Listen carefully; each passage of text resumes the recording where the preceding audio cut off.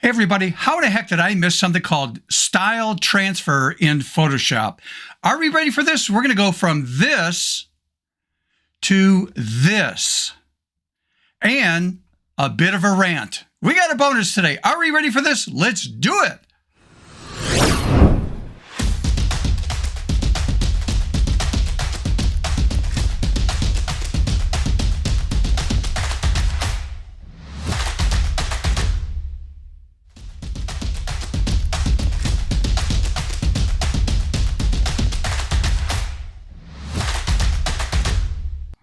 Hey everybody, welcome back to my channel. If you're new to the channel, this is dedicated to photography and as a photo artist thinking creatively out of the box. With that out of the way, let's jump into our program. And that is, how in the heck did I ever miss this thing called style transfer in Photoshop? Now, before I get into this, let's first of all dive into Photoshop. I'm going to be working with this image that I've worked with in the past, but let's get my rant out of the way first. And that is, things are changing with AI and Photoshop, and I got slammed a little bit by somebody that might be new to the channel, I don't know, but I did a painting technique weeks and weeks ago that worked fine in the beta version of Photoshop and the standard version of Photoshop for the longest time, and I've used it a lot, and then I got busy with other things, and then I got notified from somebody that, hey, that technique does not work. And I go, oh, and I figured out a different way, or discovered a different way of doing it. And I showcased that on, let's say, July 3rd of this year, 2024, a different method that does work and are current up-to-date as of, now this is recorded in July, but you won't see this until August of 2024. But that technique works in AI in their standard version. But you know what? It doesn't work in the beta version of Photoshop. So does that mean when we get another update to our standard version, will this technique work for watercolor and oil painting that I did on July 3rd? I don't know. I mean, that's the problem, is this technology is fairly new, and Adobe's rethinking and tweaking things, and stuff that maybe worked in the past now no longer works. So, I got sort of slammed on, it was a waste of my time, blah, blah, blah, blah. This thing doesn't work. I've been trying to follow your steps.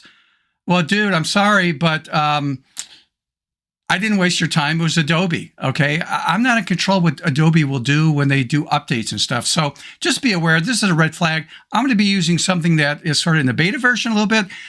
Who knows if it's going to be here and what's going to happen? I don't know. So I need to get that out of the way.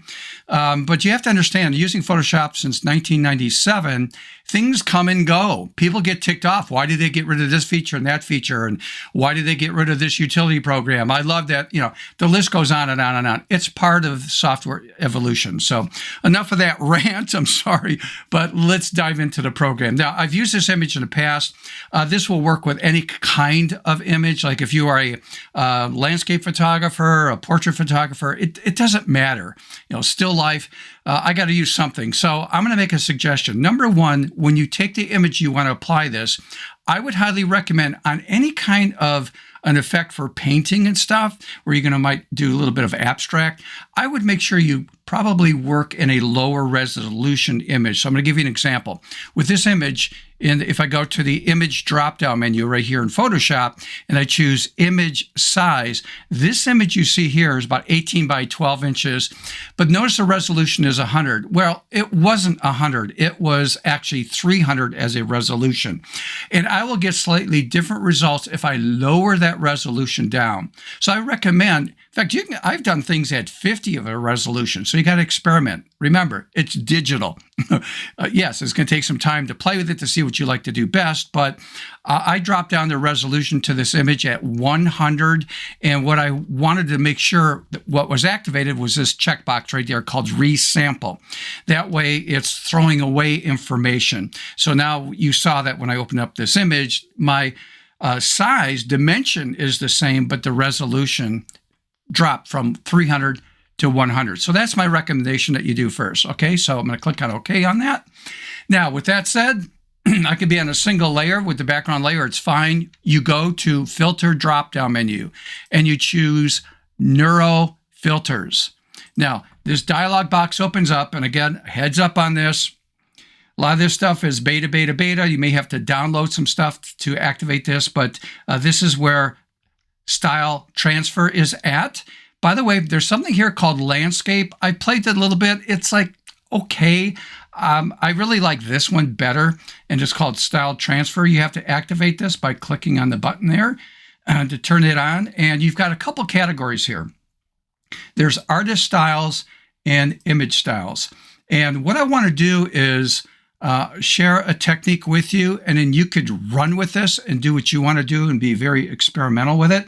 So if I go to like artist styles, you can see there's a small library of stuff here, and I just want to choose something. So I'm going to choose this one right here.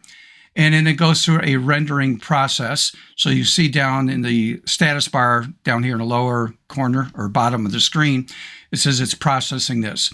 Now that's obviously very abstract. It's not what I really want, but this is the strength slider. So if I move that, it's going to process this. So I'm going to pull this back a bit because I don't want it that abstract.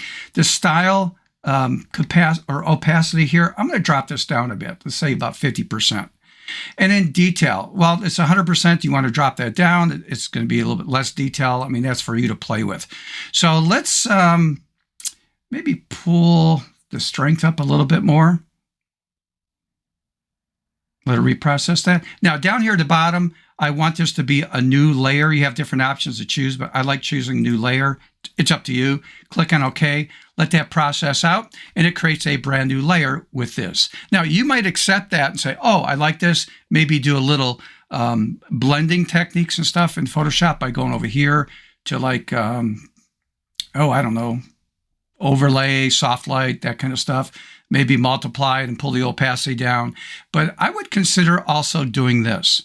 I'm going to turn that off, and I'm going to go back to my background. So that's selected. And I'm going to go back to, again, filter, neural filters, and choose a different category. So this time when I go to style transfer, let me go to image styles instead. And you're going to see all these different styles that are available to you. And just, pick one that looks interesting. I'm going to choose this one. The heck. If you don't like it, then choose a different style and then play with your settings that you have in the dialog box. Okay, as that's processing, I found that some image styles and artist styles that you choose some will take longer to process than others. Like this one is taking quite a while. And if this was a higher resolution image, it would add to that time. Okay, so that's why I wanted to drop that down to 100. So again, I would just play with these settings, and this is very subjective. It's based on what you're trying to accomplish and do. And I might say, okay, hey, I like that. And then again, new layer, click on OK. Okay, it'll process that, and it created the new layer. So there's my before and after. Okay, by the way, if you're getting any value here, if you could do me a favor, and that is like the video, subscribe if you have not subscribed, and hit that notification bell. Next time I upload a video, you'll get notified on that. Okay, so now we have 3. So the point is we have our original image, and we have 2 different transfer styles that we used. You're not limited to 2. You might want to go with 3 and 4, and then do what I'm going to do right now, and that's play with this a little bit with blending options. So right here, I'm going to come down and let's see, maybe I'll go with soft light, and you could play with the opacity, but for demo purposes and saving time, I'm just going to leave that alone. But how about if I go to this one and choose a blending mode, like multiplies a little bit. Let's try lighten screen. Maybe I'll go with, no, let's go with lighten. It's not as intense. So there's a little bit before and after. And then again, you could play the opacity. You might want to pull this down. Maybe you want 100%. I mean, I don't know. This is all very subjective. The point is, experiment with this. Think creatively, again, out of the box. And for the new people here, is this photography? And the answer is no. This is now being a photo artist. Now, remember the definition of a photo artist. A photo artist is somebody who uses a camera and software to create their art and vision. And so that's what I'm doing. I'm starting with an image that was shot with a camera, but now I'm applying my software to create my art and vision. So again, you can't call this photography at all. You're being a photo artist here. And again, you could play with this, but here's what we started with right here. And this is what I ended up with. So something a little bit different, again, called style transfer in Photoshop. It's been around for a while. It does work in the latest beta version and the latest standard version of Photoshop. Will this work exactly the same in the near future?